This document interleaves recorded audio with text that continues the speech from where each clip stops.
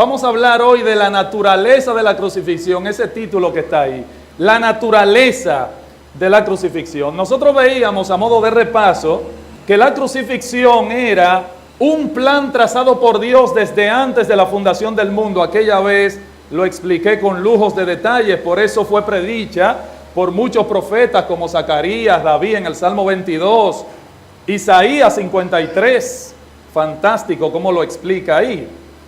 Segundo, nosotros vimos la importancia de la crucifixión en que fue considerada fundamental por el mismo Cristo.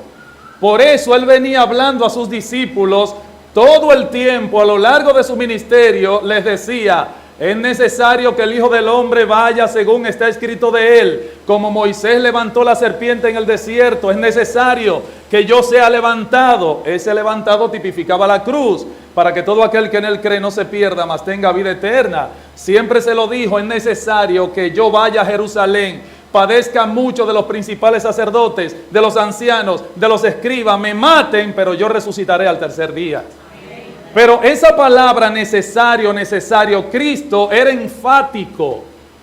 Él se lo estaba diciendo a sus discípulos: a mí me van a matar, a mí me van a coronar, a mí me van a quitar la vida, pero no porque ellos quieran, porque nadie quita mi vida, yo de mí mismo la pongo. Yo tengo el poder para quitarla y tengo poder para volverla a tomar si me da la gana, dice Jesús, en buen dominicano, ¿verdad? El punto es que ellos no hacen eso porque fue una sorpresa para mí. Ellos lo hacen porque eso estaba trazado por Dios desde el principio. Y por último, veíamos que la cruz fue considerada fundamental en la predicación apostólica. Tan fundamental que Pablo le llama a su mensaje en 1 Corintios 1:18 la palabra de la cruz. ¿Qué es la palabra de la cruz? Toda revelación o doctrina que pone ante nuestros ojos la cruz de Cristo como la única alternativa de salvación.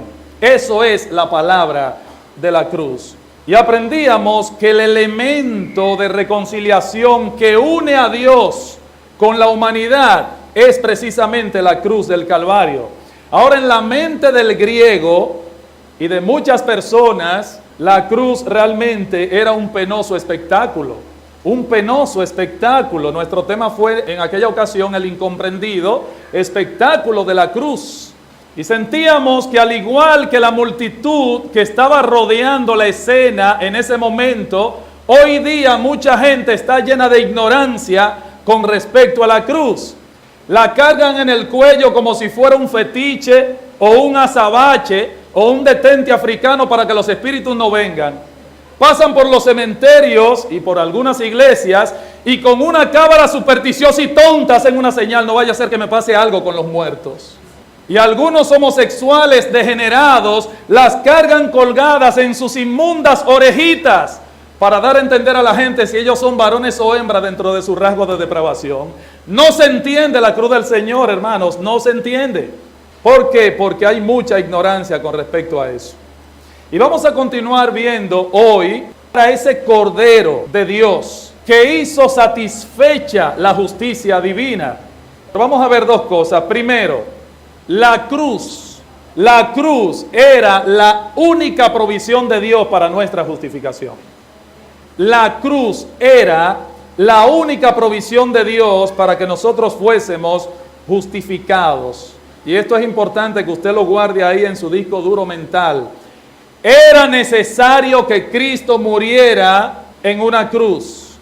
Era necesario. La pregunta es: ¿por qué se hizo necesario que Cristo muriese en la cruz? Bueno, porque la paga del pecado es muerte. Y la muerte es la separación de la vida de Dios. Por tanto, siendo todos pecadores, nuestro salario justo es el infierno. Escucha bien, amigo, que estás aquí de visita en esta mañana. Nuestro salario justo es la condenación eterna, eterna.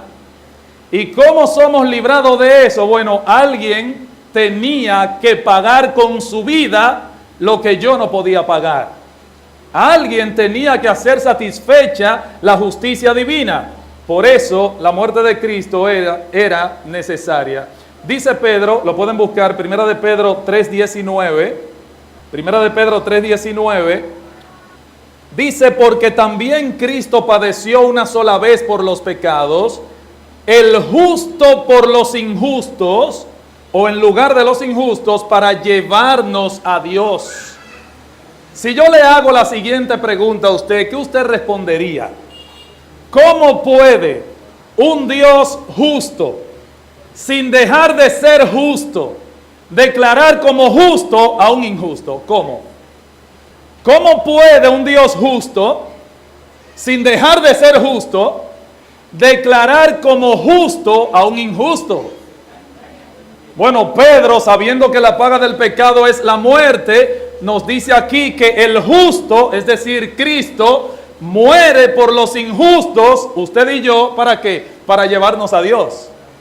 Para llevarnos a Dios. O sea, yo necesitaba, usted necesitaba, nosotros necesitábamos que alguien santo, tan santo como Dios, que no merecía él mismo su propia muerte, porque él no estaba muriendo por algo que él debía.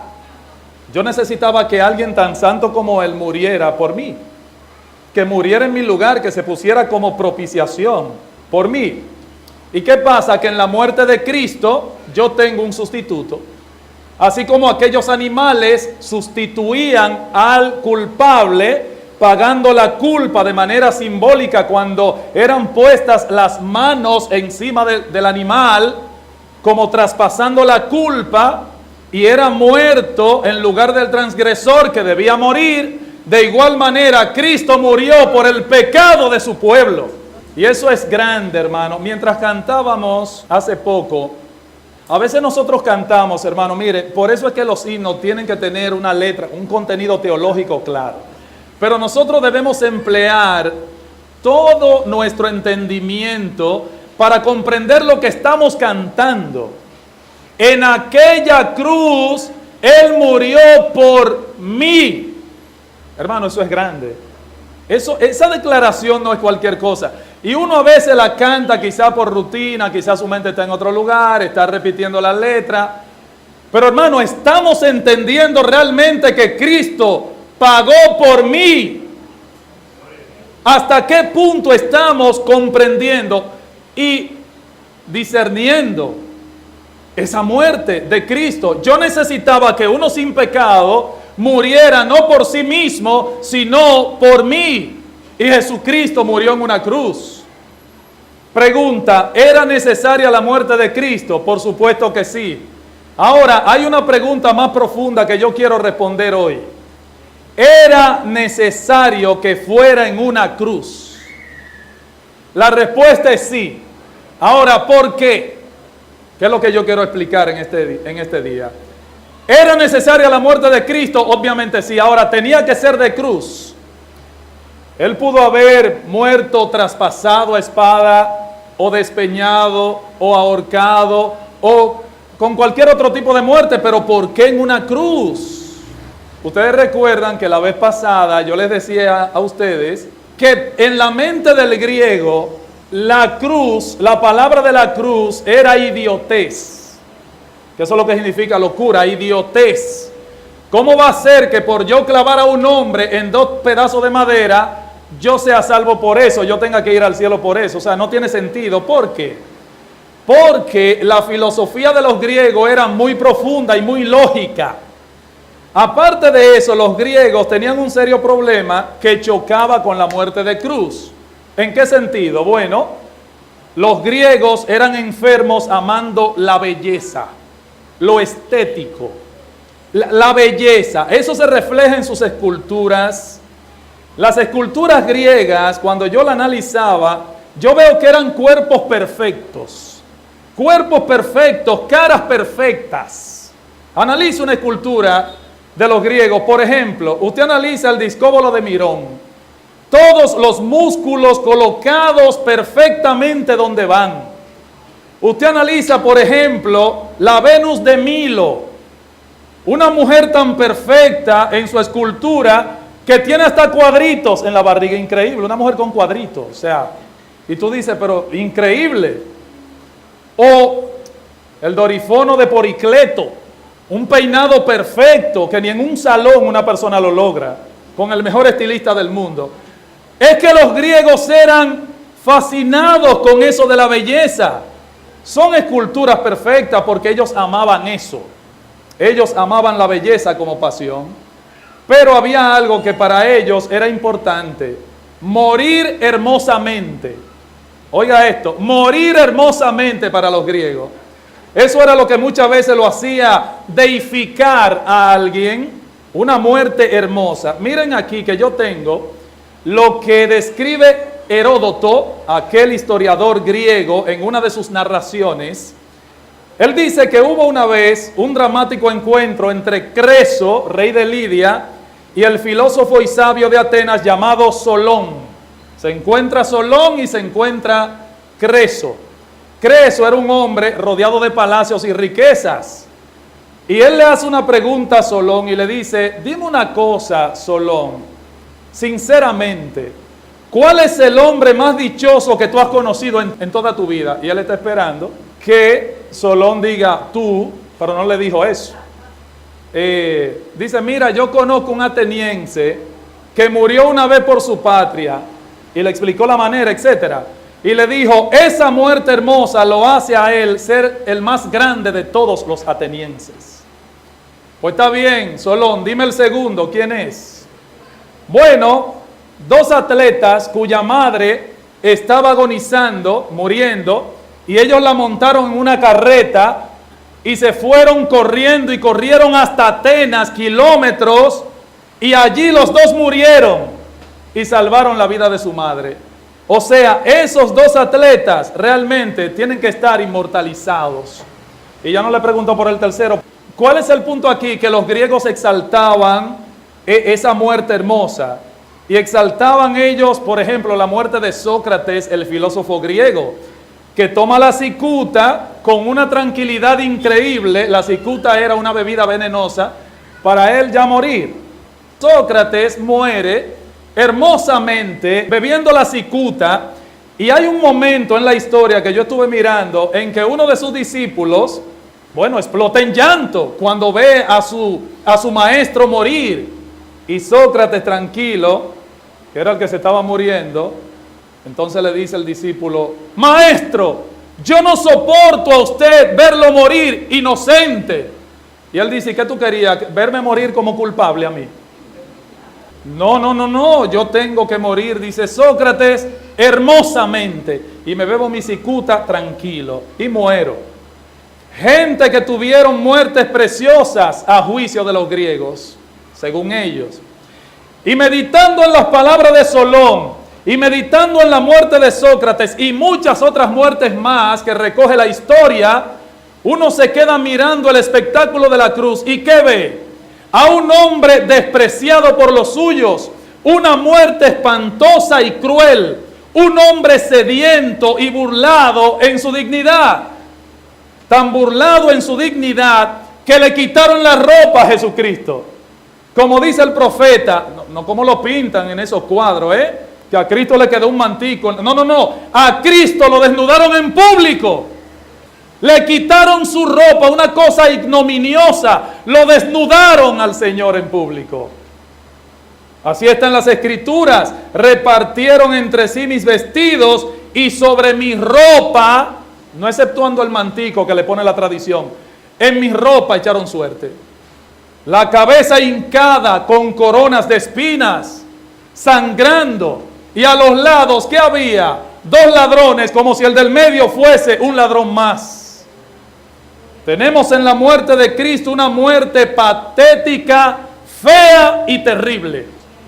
Parece como si el crucificado en la muerte de los griegos fuera el más pequeño de los hombres. Sin embargo, era exactamente lo contrario. Era todo lo contrario. El Señor tenía que morir en una cruz. Tenía que ser de cruz. Ahora la pregunta es ¿por qué? Que no la he respondido. ¿Por qué en una cruz? Tome nota, en primer lugar, la muerte que Cristo eligiera tenía que ser una muerte de criminal. La muerte que Él eligiera tenía que ser una muerte de criminal. ¿Por qué? Porque Él estaba cargando la calaña de criminales como ustedes y como yo. ¿A quiénes era que crucificaban en una cruz? A los criminales, por eso le ponen dos ladrones. lo ejecutaban. Era la peor de las torturas. Y como Cristo estaba cargando la calaña de gente como nosotros, tenía que morir como un criminal, aunque no lo fuese. Una muerte de criminal. Él estaba muriendo por inicuos.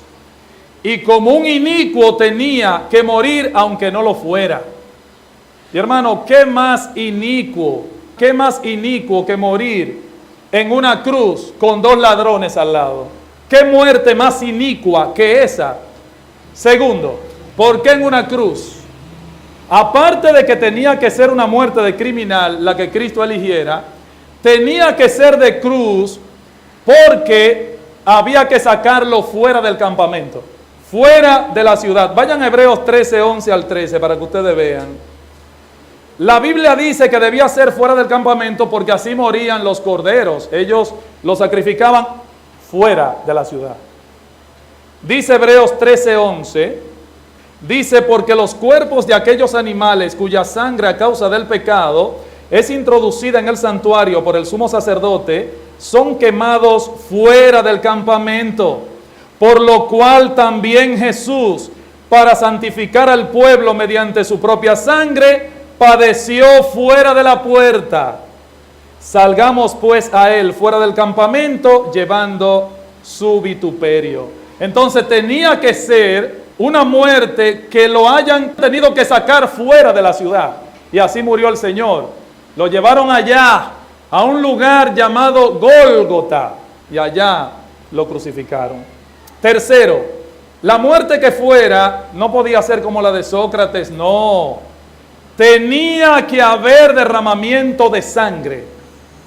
Tenía que derramar sangre al morir, como la de aquellos animales, porque en su sangre tenemos redención para nuestros pecados. Y hermanos, sin derramamiento de sangre, dice la Biblia, no hay remisión de pecados. Sin derramamiento de sangre no hay perdón, como dice Hebreos 10. Así que tenía que ser una muerte sangrante como la cruz. Y la cuarta razón que nos lleva ya a la cruz definitivamente es que tenía que ser una muerte que estuviera maldita por la ley judía, y la de cruz lo estaba. La de cruz lo estaba. Deuteronomio 27, 26. Deuteronomio 27, versículo 26. Cuarta razón, tenía que ser una muerte que estuviera maldita por la ley judía. Según el contexto de ese pasaje, Dios pronunció una serie de maldiciones que pesaban contra el pueblo en caso de que ellos violaran ciertas leyes que Dios les dio. Por ejemplo, Él había dicho, maldito el hombre que hiciera escultura o imagen de fundición, abominación a Jehová, obra de mano de artífice, y la pusiera en oculto. Y todo el pueblo respondía, amén. Y volvía, maldito el que deshonrare a su padre o a su madre. Y dirá todo el pueblo, amén. Maldito el que viera la desnudez de su padre o su madre. Y todo el pueblo respondía, amén. A cada maldición que Dios pronunciaba, ellos respondían, amén. O sea, que así sea. Si violamos eso, no hay problema, vamos a ser malditos, vamos a quedar malditos. Y miren cómo termina el verso 26 de Deuteronomio, capítulo 27. Dice, maldito el que no confirmare las palabras de esta ley para hacerlas, y dirá todo el pueblo, amén. Pregunta, ¿qué pasó? Bueno, sucedió que violamos todas esas estipulaciones, y ¿cómo quedamos? Malditos bajo la ley. ¿Por qué? Porque dice la Biblia, maldito el que no confirmare las palabras de la ley para hacerla. Si no cumpliste con la ley a cabalidad, a perfección, entonces tristemente vas a quedar maldito bajo la ley. El pueblo falló en todo y quedó maldito por la maldición de la ley. ¿Por qué? Porque todos somos pecadores. Ahora, ¿qué hace Cristo? Cargar nuestra maldición, muriendo ¿cómo? Hermanos, con una muerte de maldito, la del colgado. ¿De dónde usted saca eso, pastor? Bueno, vaya a Deuteronomio 21 ahora. Deuteronomio 21, versículo 22. Observe ahora. Deuteronomio 21, versículo 22 al 23. Dice allí, cuando alguno hiciera un crimen digno de muerte y lo hiciereis morir y lo colgareis en un madero, no dejaréis que su cuerpo pase la noche colgando. ¿Por qué? Porque maldito por Dios es el colgado. Oiga lo que Dios dice ahí. No deje que su cuerpo pase la noche, porque maldito por Dios es el colgado. Morir colgado en un madero era una muerte de maldición. Era un maldito de Dios el colgado. ¿Y saben qué? Cristo cargó en la cruz la maldición de la ley que pesaba en nosotros, pecadores. ¿De dónde saco yo eso? Gálatas 3, vaya conmigo, Gálatas 3. Gálatas 3, 10 al 13. ¿Qué dice Pablo en Gálatas 3, 10 al 13? Porque todos los que dependen de las obras de la ley están bajo maldición. Porque escrito está, lo leímos ahorita, maldito todo aquel que no permaneciere en todas las cosas escritas en el libro de la ley para hacerlas. Y la ley no es de fe, sino que dice, el que hiciera estas cosas vivirá por ella. Y oiga ahora, verso 13. Cristo nos redimió de la maldición de la ley, hecho por nosotros maldición. Cristo nos redimió de la maldición de la ley. ¿Cómo fue que nos redimió? Hecho por nosotros, por ti y por mí, Él se hizo maldición. Y Cristo es colgado en un madero. ¿Para qué? Para cargar la maldición nuestra, porque habíamos violado la ley de Dios. ¿Qué yo veo entonces en la cruz? La única provisión de Dios para ser justificado. Bueno, fíjese, predicador, un momento. Déjeme decirle que yo no soy tan malo. Yo no soy tan malo, no, porque yo realmente le hago bien a la gente. Yo no soy como mi vecino, por ejemplo, mi vecino, que eso es un caso perdido. Eso es otra cosa ya, mi vecino. Yo no soy así, predicador. Todos somos pecadores, sin excepción. Que algunos fueron formados por la gracia común de Dios o tuvieron una educación diferente a la de algunos otros. Todos somos pecadores delante de Dios. Todos necesitamos arrepentimiento. Todos somos merecedores del infierno. Todos. Es más, dice Dios que Él vio a la humanidad y dijo, mira, no hay justo ni aun uno, ni uno solo. Por cuanto todos pecaron y todos estamos destituidos de la gloria de Dios. En otras palabras, nos quedamos cortos para alcanzar la gloria de Dios. Y por eso Cristo muere con la muerte maldita de los colgados. ¿Para qué? Para librarnos de la maldición de la ley. ¿Qué veo en la cruz entonces? La única provisión de Dios para ser justificados. Y por último, vemos en la cruz el clímax del sufrimiento del Hijo de Dios. Hermano, este es un tema muy solemne, de verdad, y a mí me carga positivamente cuando yo predico y estudio de estas cosas. En la cruz uno ve el clímax, el final del sufrimiento del Hijo de Dios. Miren, el clímax de la agonía de Cristo, el sufrimiento final y más grande, Él lo probó en la cruz. Y déjeme decirle algo, Cristo sufrió en la crucifixión como ningún ser humano ha sufrido jamás. Y mira que hay mucha gente que tiene complejo de mártir y dice, es que yo sufro tanto. Yo soy tan sufrida, tan sufrido. Mire, usted puede haber sufrido todo lo que usted quiera o lo que no quiera, pero como Cristo nadie ha sufrido. Y le voy a demostrar en qué Cristo sufrió más que todo el mundo. Decir que Cristo sufrió por nosotros, eso es muy sencillo. Cristo murió, Cristo sufrió, Cristo pagó, Cristo fue a la cruz, etc. Pero hay que entender que el sufrimiento de Cristo no es comparable a ningún otro sufrimiento que se haya padecido en la historia humana. A ninguno. ¿Por qué? Por varias razones. Primero, Cristo sufrió por su carácter compasivo. Cristo sufrió por su carácter compasivo.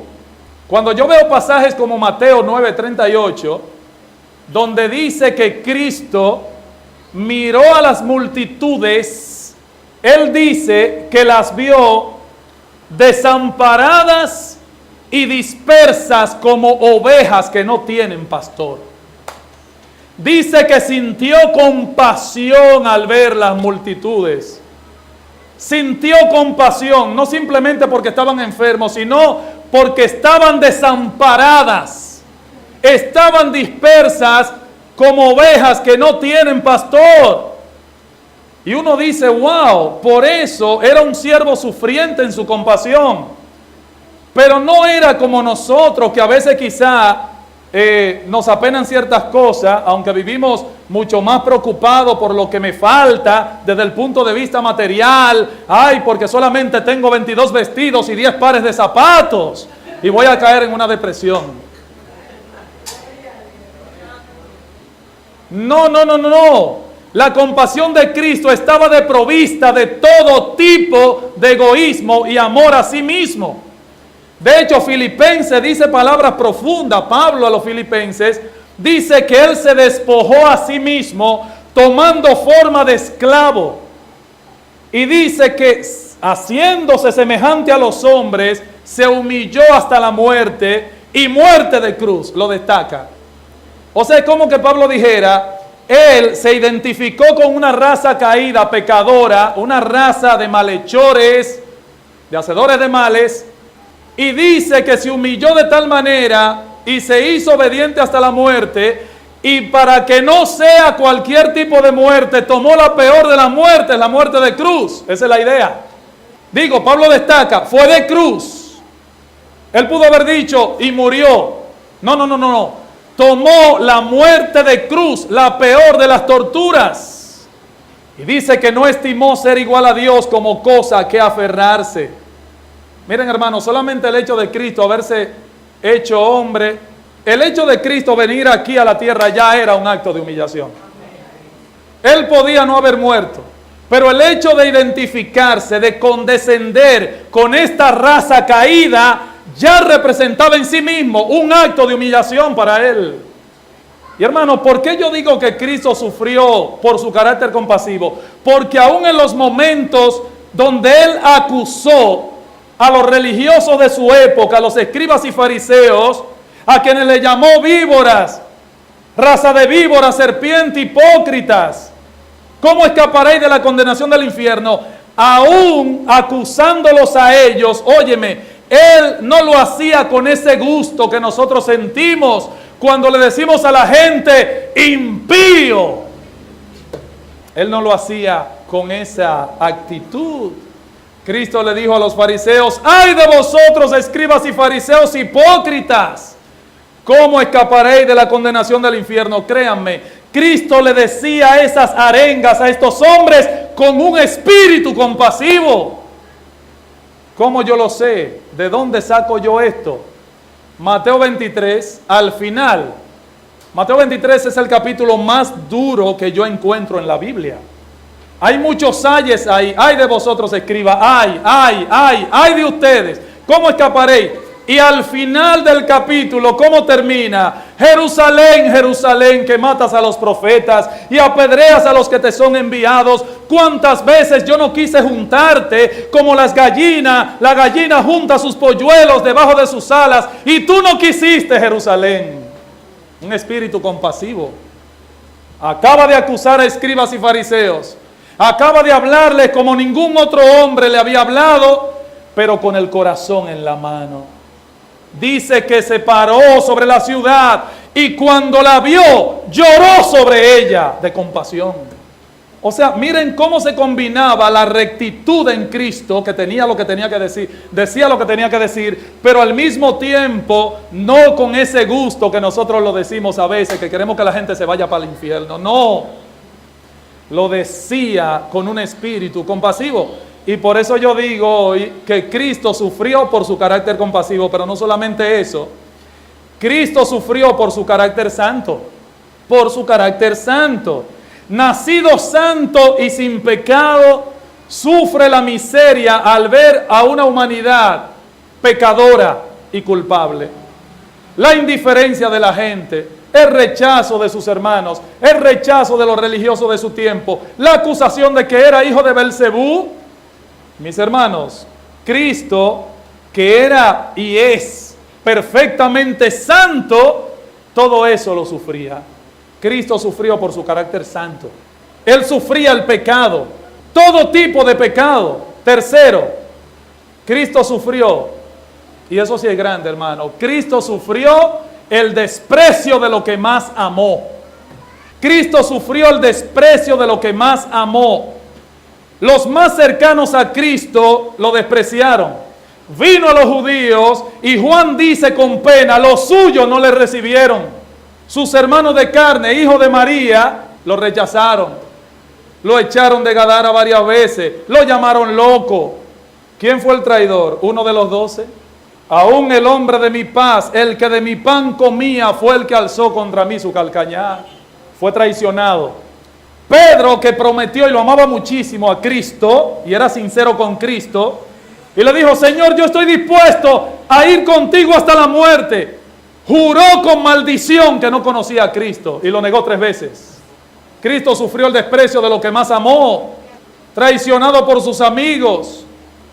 Por último, el Señor sufrió dolor físico.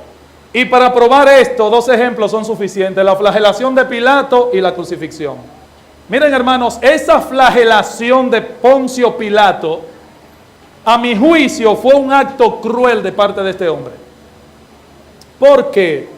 Fue un acto cruel y sobre todo cobarde. Pilato era un cobarde. Él quiere soltar a Cristo, pero la multitud estaba furiosa, con sed de sangre y muerte. Tenía un odio tan endiablado esa multitud que Pilato pensó, déjame yo darle golpe a este hombre y darle para que le cojan pena y digan suéltalo ya. Pero no, lo laceró con el flagum romano, un látigo especial con pedazos de pieles, de cueros y pedazos de metal y huesitos de animales que cuando le daban descarnaban la víctima. Inclusive hay un momento cuando Pilato, después que lo flagela y le da, saca al Señor afuera para que la multitud lo vea, y él dice, he ahí el hombre. Literalmente eso significa, eso es lo que queda ya de un hombre, porque parecía una más humana, de tantos golpes que le dio. Yo creo que Mel Gibson en su película se quedó corto. Y le dio para que la multitud por fin dijera, nos da pena ya, suéltalo. Y no conforme con eso, la multitud hambrienta de venganza y sangre dice, crucifícale, y suelta a Barrabás. Y Pilato, en un acto cobarde, se lava las manos. Pilato se lava las manos y Jesús es llevado a la crucifixión. La crucifixión era una muerte tan terrible que según Herodoto y Tucídides, es una muerte que los persas y Alejandro Magno la usaron y la dieron a conocer por todo el Mediterráneo. Flavio Josefo, historiador judío, la describe como la más desdichada de todas las muertes que él había conocido. Cicerón, el famoso orador romano, la describió como la más espantosa y cruel de todas las torturas y dijo que él soñaba un día con llegar a Roma y que la palabra cruz no se mencionara nunca, jamás. Y para los judíos era la muerte de los malditos, los colgados en el madero. Quiere decir que Cristo sufrió por su compasión, sufrió el desprecio de lo que más amó, sufrió también por su carácter santo y sufrió dolor físico, pero sufrió como nadie ha sufrido jamás. Y no solo eso, Cristo probó en la cruz el desamparo del Padre, lo que Él no había experimentado nunca cuando estuvo allá en la eternidad. Él lo probó ahí en la cruz. Ese instante en el que está cargando nuestro pecado y Dios lo enjuicia a Él como si nos enjuiciase a nosotros, hermanos. Y eso se prueba en 3 detalles. La copa de Getsemaní, que no la quería tomar, la expresión tengo sed, y la expresión Elí, Elí, lama sabactani, Dios mío, ¿por qué me ha desamparado? La copa de Getsemaní, cuando él dice, Padre, si te es posible, pasa de mí esta copa. Yo no quiero beberla, Señor, pero que se haga tu voluntad, no la mía. Hermano, miren, esa copa era el desamparo de Dios producido por el pecado del hombre que él estaba cargando en aquella cruz. No era el temor al dolor físico, era la soledad terrible de Dios que él iba a probar y a experimentar en la cruz. Era la soledad de Dios la que él no quería probar, y la agonía era tan grande con respecto a esa copa que dice Lucas que Cristo sudó sangre, hermanos, de tanta agonía que tenía. Por eso declaró en la cruz dos cortas palabras que deberían conmover y alterar todo el orden del universo. Tengo sed. Tengo sed. Alguien dirá, bueno, pero es normal que sufriera sed. Imagínate, tenía 3 interminables y largas horas ahí colgando con clavos en el cruel madero. 3 horas insoportables bajo un sol abrasador y candente. Claro que tenía que tener sed. Y se calcula que llevaba 9 horas sin bocado y sin agua. Y es lógico que gritara, tengo sed. Pero, no era esa la sed de un miserable cualquiera. No era esa la sed de un simple indefenso. No era sencillamente la sed física. ¿Por qué? Porque esa sed él podía ser librado de ella. ¿Acaso no tenía legiones de ángeles dispuestos a servirle a él? Él era Dios, dueño del universo y de la creación. Él mismo había ofrecido a los pecadores, si alguno tiene sed, venga a mí y beba. El que cree en mí, como dice la Escritura, de su interior correrán ríos de agua viva. Pero está diciendo, tengo sed. Él fue quien ofreció a la samaritana el agua de vida que salta para vida eterna. Pero en la cruz, él estaba clamando, tengo sed, con ese calor impresionante que se describe en el Salmo 22, donde dice, mi lengua se pegó a mi paladar y me has puesto en el polvo de la tierra. Mi lengua se pegó a mi paladar y me has puesto en el polvo de la tierra. Tengo sed. Era la sed de nuestro merecido infierno, mis hermanos.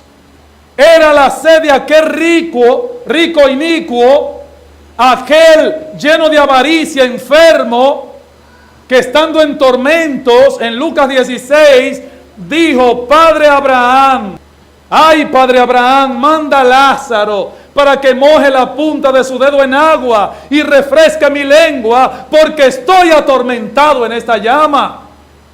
Esa fue la sed que Cristo sufrió en tu lugar, en mi lugar. Era la sed de nuestro merecido infierno. ¿Para qué? Para que los elegidos vayan a su gloria eterna y sean saciados para siempre. Amén. La sed que yo debí probar, la probó Cristo por mí.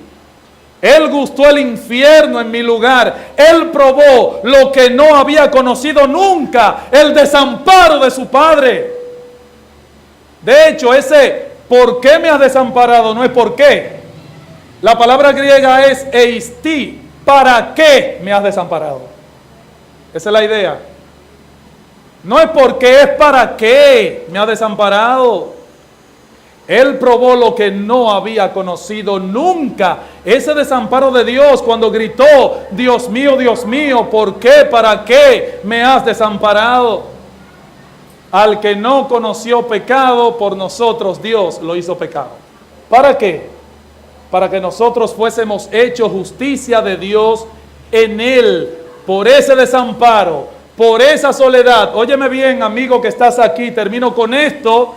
Por ese desamparo, por esa soledad, por esa desnudez, por esa ignominiosa desnudez, todo aquel que en Él cree ya no podrá estar jamás solo, ni desamparado, ni desnudo.